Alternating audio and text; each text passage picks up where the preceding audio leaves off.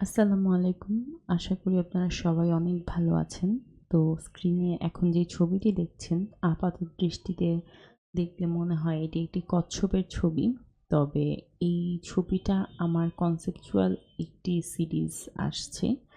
সেটা হচ্ছে cursed plastic নামে। সেই সিরিজের ২য় কাজ এটি।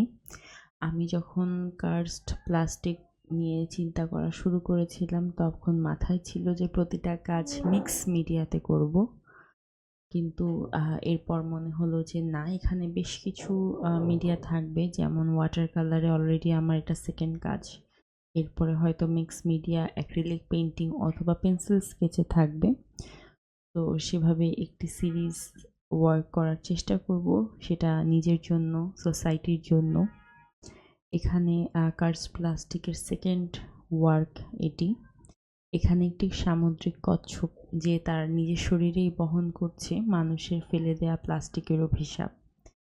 আমি যখন জল রঙে এই কচ্ছপটা আঁকছিলাম, বারবার আসলে একটি দৃশ্য আমার চোখের সামনে ভেসে উঠছিল, যে স্বচ্ছ নীল পানি, সেখানে শান্ত হয়ে বসে থাকা একটি প্রাণ।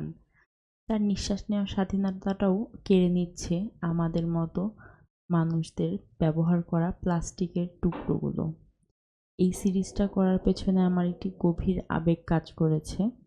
আমরা প্রতিদিন প্লাস্টিক ব্যবহার করি, শপিং ব্যাগ, বোতলের ক্যাপ, বোতল, খাবারের প্যাকেট, এবং সেগুলোর ব্যবহার শেষে চিন্তা করলে দেখা যায় যে যদি রিসাইকেল না করা হয়, সেগুলোর ম্যাক্সিমামই শেষ পর্যন্ত গিয়ে ঠাঁই নেয় সাগরের পানিতে।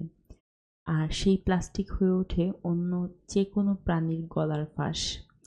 এই কচ্ছপের পিঠের উপরে আমি যখন গ্রিন কালার দিচ্ছিলাম, তখন আমি জানতাম না এখানে আসলে প্লাস্টিকের আবরণ বা প্লাস্টিকের ব্যবহারটা আমি কিভাবে বোঝাবো। তো এরপরে কালার দিতে দিতে মনে হলো যে পুরোটা ফার্স্টে আমি কচ্ছপের যে রিয়েল কালারটা আছে, রিয়েলিস্টিক করার পরে সেটার সৌন্দর্যটা কেমন থাকে। আসলে একটা কচ্ছপের গায়ের রং এত সুন্দর হয়, এত ভাইব্রেন্ট হয়, গ্রিনের ভ্যারিয়েশন হয়, ব্রাউনের ভ্যারিয়েশন হয়। তো সেই ভ্যারিয়েশনগুলো রাখার পরে যখন সেখানে একটি নীল পলিথিনের আবরণ দেয়া হবে, তখন আসলে ছবিতে দেখতে যেমন কচ্ছপটার সৌন্দর্য যেটা শুরুতে ছিল সেটা আম এক প্রকার নষ্ট হয়ে যায়। ঠিক তেমনিভাবে চিন্তা করলে কিন্তু দেখা যায় যে আমরা বিভিন্ন সি বিচে গিয়ে বিভিন্ন ময়লা ফেলি। একটা কফি খেয়ে কাপটাও পানির বিচে ফেলি, সমুদ্রের ওখানে ঢেউ এসে সেই প্লাস্টিকের কাপগুলোকে সাথে করে নিয়ে যায়, এবং নিয়ে গেলে হচ্ছে আমরা তখন চিন্তা করি যে বিচ থেকে তো প্লাস্টিকের কাপটা চলে গিয়েছে, তার মানে বিচ পরিষ্কার। কিন্তু এই কাপটা প্লাস্টিকের বা একটা প্লাস্টিকের ব্যাগ, সেটা পানিতে গিয়ে পানির নিচের পরিবেশকে আসলে কিভাবে ধ্বংস করে, সেটা হয়তোবা আমরা কল্পনাও করিনি কখনো। সো এখানে আমার আইডিয়াটা বেসিক্যালি এটাই ছিল যে ফার্স্টে আমি কচ্ছপের ওর সুন্দর একটা রং, ওর শেলটা প্লাস বডির কালারগুলো আমি খুব সুন্দর করে রাখবো, এবং এরপরে হচ্ছে এটার উপরে একটি নীল রঙের ছায়া ফেলবো পুরোটা কচ্ছপে।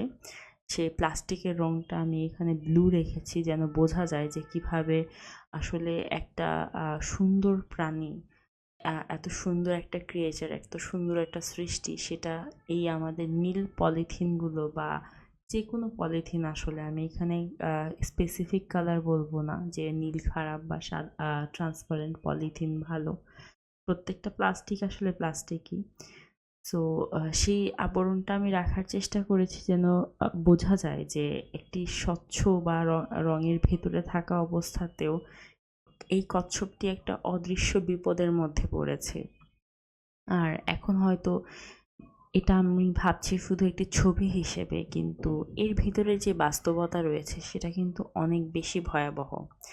তো আমি চাই আমার এই কার্স প্লাস্টিক সিরিজের আর্টওয়ার্কগুলো একটু হলেও আসলে মানুষকে থামিয়ে দিক, মানুষকে ভাবতে শেখাক যে আমরা প্রতিদিন প্লাস্টিক ফেলে দিচ্ছি, সেটা শেষ পর্যন্ত গিয়ে কার জীবন ছিন্ন বিচ্ছিন্ন করছে। আর এই সিরিজে আমি আরও বেশ কয়েকটি জলজ প্রাণী নিয়ে কাজ করব, এবং যাদের জীবন আমাদের সুবিধাজনক প্লাস্টিকের কারণে নষ্ট হয়ে যাচ্ছে।